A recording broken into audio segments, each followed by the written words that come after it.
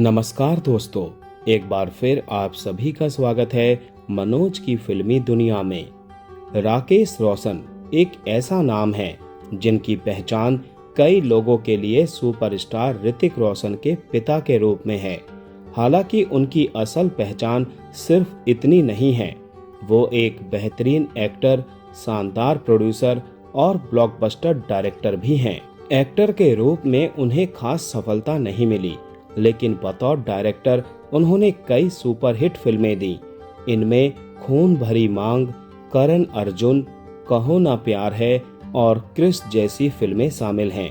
हुनर की बदौलत कभी गैराज में जन्म लेने वाले राकेश रोशन आज करोड़ों की संपत्ति के मालिक हैं। आज राकेश रोशन के 76वें जन्मदिन के खास मौके पर आइए उनकी जिंदगी को करीब से जानने की कोशिश करते हैं। राकेश रोशन का जन्म 6 सितंबर 1949 को हुआ।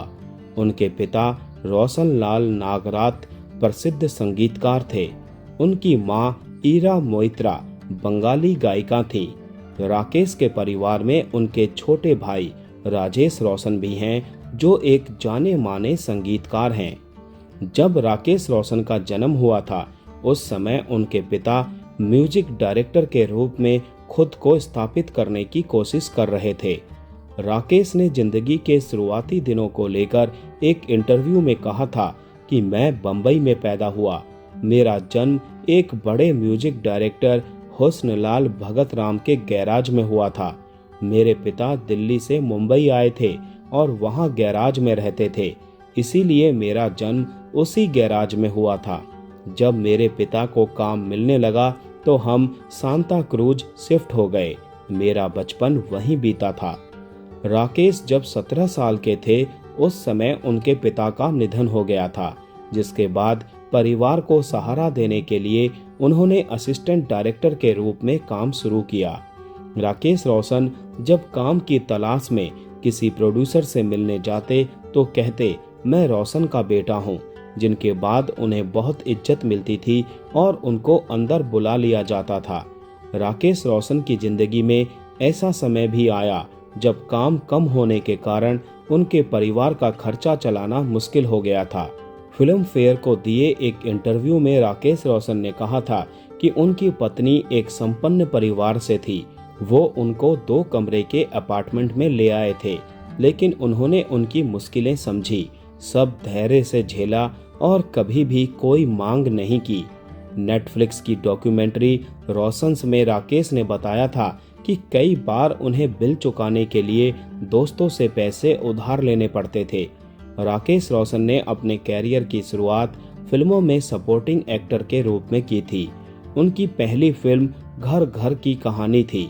उन्होंने 1970 और 1980 के दशक में 84 फिल्मों में काम किया। हालांकि एक्टिंग का सफर आसान नहीं था। राकेश को काम नहीं मिलता था तो वो रोज 5 प्रोड्यूसर को फोन करके कहते थे, अंकल मुझे काम दे दो। कभी छोटा रोल मिल जाता तो वो उसे भी निभा लेते। छुट्टियों में वो परिवार को घुमाने नहीं ले जाते, क्योंकि इंडस्ट्री से गायब नहीं होना चाहते थे। राकेश रोशन को लीड रोल के रूप में ज्यादा मौके नहीं मिले। उन्होंने ज्यादातर सपोर्टिंग रोल्स निभाए। उनके कुछ प्रमुख सपोर्टिंग रोल्स में मन मंदिर, खेल खेल में, बुलेट, ढोंगी, खानदान और नियत शामिल हैं। कुछ फिल्में थीं जिनमें उन्हें मुख्य भूमिका मिली। इनमें पराया धन, आंख मिचोली, खूबसूरत और कामचोर शामिल है। 1977 की फिल्म प्रियतमा से राकेश रोशन को बड़ा ब्रेक मिलने वाला था।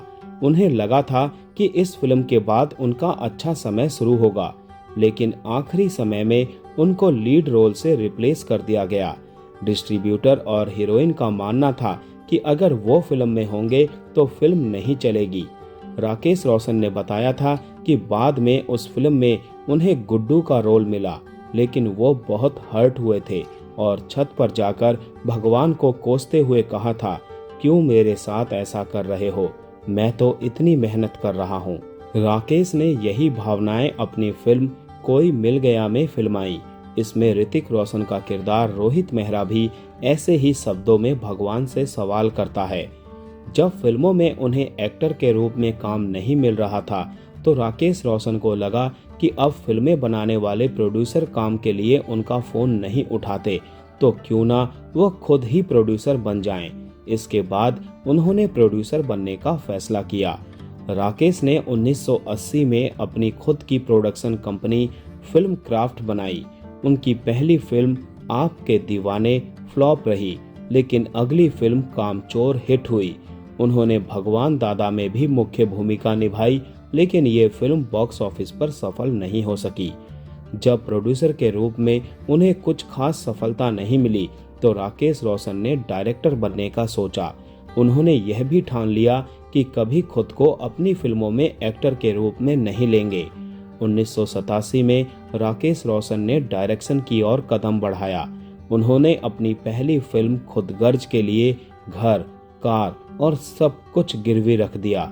खुदगर्ज से पहले उन्होंने पत्नी से कहा था, एक्टर के तौर पर फेल, प्रोड्यूसर के तौर पर फेल, डायरेक्टर के तौर पर ये मेरा आखिरी चांस है, शायद भगवान मेरी सुन ले। हालांकि ये फिल्म हिट साबित हुई। इसके बाद उन्होंने खून भरी मांग बनाई। 1990 में उन्होंने किशन कन्हैया बनाई। फिर 1992 में खेल और 1993 में किंग अंकल आई। इन फिल्मों ने भी सफलता पाई। 1995 में राकेश रोशन ने करण अर्जुन बनाई। सलमान खान और शाहरुख खान की यह फिल्म ब्लॉकबस्टर हो गई। 2000 में राकेश रोशन ने अपने बेटे ऋतिक रोशन को लॉन्च किया। फिल्म थी कहो ना प्यार है। फिल्म में ऋतिक और अमीषा पटेल लीड रोल में थे और ये फिल्म बड़ी सुपरहिट बनी।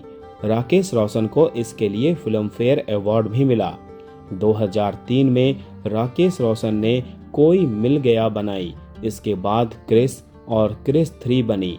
ये सुपर हीरो फिल्में लोगों के बीच बहुत लोकप्रिय हुई।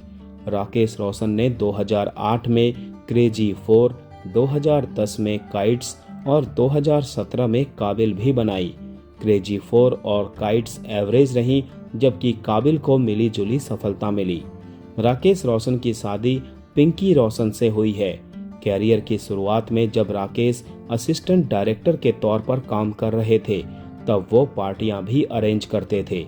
इन पार्टियों में बड़े बड़े एक्टर, डायरेक्टर और प्रोड्यूसर आते थे। इन्हीं पार्टियों में एक बड़े प्रोड्यूसर जे ओम प्रकाश की बेटी पिंकी भी आती थी। एक दिन पिंकी को लेकर राकेश रोशन की मां ने कहा था, अगर बहू लानी है तो पिंकी जैसी। इस पर राकेश रोशन ने कहा था, मां आप क्या बात कर रही हो, मैं तो सिर्फ 200 रुपए महीना कमाता हूँ। जब राकेश रोशन को पहली फिल्म मिली तो 4-5 दिन की शूटिंग के बाद पिंकी के पिता ने उन्हें फोन करके कहा कि मैं तुमसे मिलना चाहता हूँ। इस मुलाकात के दौरान जे ओम प्रकाश ने उनसे कहा, मैंने तुम्हें देखा है, तुम बहुत मेहनत से काम करते हो और मैं अपनी बेटी का हाथ तुम्हें देना चाहता हूँ। ये सुनकर राकेश रोशन हक्का बक्का रह गए। वो दूसरे कमरे में अपनी माँ के पास गए और पूछा, आपने क्या कहा? माँ ने जवाब दिया, मैंने हाँ कर दी। इस पर वो बोले थे, मैं ना पैसे कमा रहा हूँ ना कुछ बना हूँ और आपने हाँ कर दी। शादी को लेकर पिंकी ने बताया था कि एक दिन कॉलेज से लौटते ही उनकी माँ ने बताया कि हमने तुम्हारी सगाई तय कर दी है। पिंकी की हिम्मत ये पूछने की नहीं हुई कि लड़का कौन है, लेकिन जब पता चला कि वो राकेश रोशन है तो उन्हें बहुत खुशी हुई। कम से कम वो गुड लुकिंग तो हैं। एक समय राकेश रोशन अंडरवर्ल्ड के निशाने पर आ गए थे। 21 जनवरी 2000 को मुंबई के सांता क्रूज में तिलक रोड पर उन पर बुडेस गैंग के 2 सदस्यों ने गोली चलाई थी। हमले के बाद राकेश रोशन जमीन पर गिर पड़े और हमलावर मौके से भाग गए। बाद में आरोपियों की पहचान सुनील विट्ठल गायकवाड़ और सचिन कांबले के रूप में हुई। ये हमला राकेश रोशन को मारने के लिए नहीं, बल्कि ये दिखाने के लिए किया गया था कि शिवसेना अब अपने क्लाइंट्स की सुरक्षा नहीं कर सकती। उन्होंने अपनी हिट फिल्म कहो ना प्यार है की विदेशी कमाई का हिस्सा देने की बुडेस की मांग को ठुकरा दिया था। इस घटना को लेकर सिमी गरेवाल के शो में उन्होंने कहा था कि वो शाम करीब 6:10 पर ऑफिस से निकले। कार में बैठे ही थे कि अचानक विंड स्क्रीन टूटने लगी पहले तो उन्हें लगा कि किसी ने पत्थर मारा है, लेकिन जब देखा तो सामने 2 लोग बंदूक लेकर खड़े थे और गोलियां चला रहे थे। इसके बाद वो तुरंत झुक गए और ड्राइवर से कार आगे बढ़ाने को कहा। तभी एक हमलावर बाईं ओर से आया और गोली चला दी, जो उन्हें लग गई। इसके बावजूद उन्होंने हिम्मत दिखाई और सबसे पहले घर फोन कर बेटे ऋतिक की सुरक्षा की जानकारी ली। उस समय उन्होंने ऋतिक को घटना के बारे में ज्यादा कुछ नहीं बताया था, सिर्फ इतना कहा था कि कुछ लोगों ने कार पर फायरिंग की है। इसके बाद उन्होंने परिवार के करीबी दोस्तों को सतर्क किया और खुद पुलिस स्टेशन पहुंचे। खून बहने के बावजूद उन्होंने पहले पुलिस को जानकारी दी और फिर अस्पताल गए। एक बार राकेश रोशन अपनी पत्नी पिंकी, ऋषि कपूर, नीतू कपूर, जितेंद्र और उनकी पत्नी शोभा कपूर के साथ किसी पार्टी में एक साथ एंट्री ली।